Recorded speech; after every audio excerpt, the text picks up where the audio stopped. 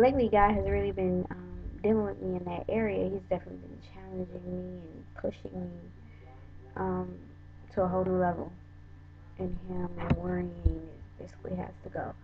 So I'm on Tumblr. I don't know if you guys are. I do blogs on there, but I had wrote a blog a couple weeks ago, or maybe about a month ago. I'm not quite sure when the blog was written. I have to go back and look, but it was basically talking about me, how I tend to worry and take the worries of others, especially like family members, and put it on me. And how basically it was like last summer, I was just walking, I was mad, I was crying, I was just walking, and then these birds just randomly appeared. Like, it was just so out the blue, and was just, me, the ex Howard thing. That's a whole nother thing too. But I freaked out. But then something just caught my spirit, and then I just stood there, and they were not. You know how birds usually run. These birds was not trying to go nowhere. They were just standing there, just posted, like, what you want to do. And then they were just, then it got to hopping around. I bagged up some more, like, hold on, bust a move, bust a move, like, what? Uh-uh.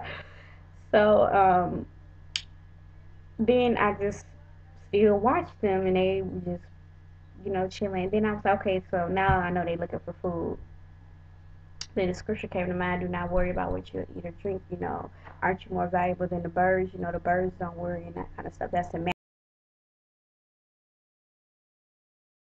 that came back to mind was because right after that, I was in the store the other day, and I got a phone call, and then I just started to kind of like get back in that stress mode, that worry mode, and then I was just walking. I was going to Kmart, and I was walking, and I was walking, and then a bird was right there again, and I'm like, okay, God, okay. So then it reminded me, like, don't worry. It was basically like a reminder.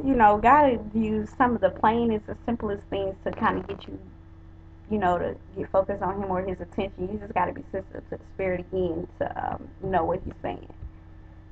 God really don't want us to worry, and when we worry, it's like we're basically saying, God, I got this. I don't need you. I can handle this on my own. And that's just like, again, just so not the case.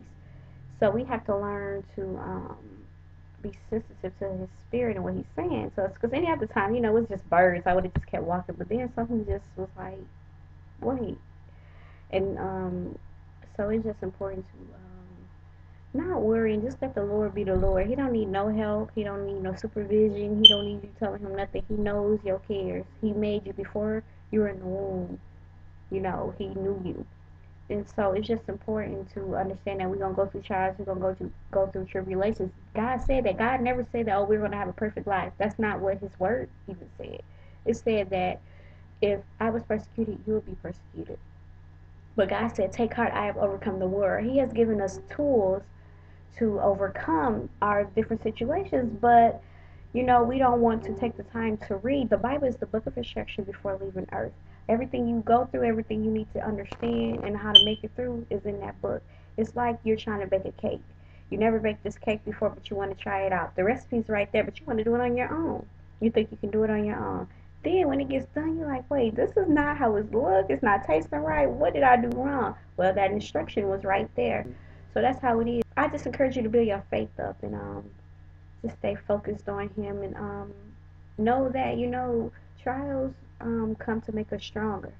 And without them, you would kind of think like, well, do I need you, God? Because when them trials come, we call on Jesus. But if we didn't go through anything, would we still call on Jesus?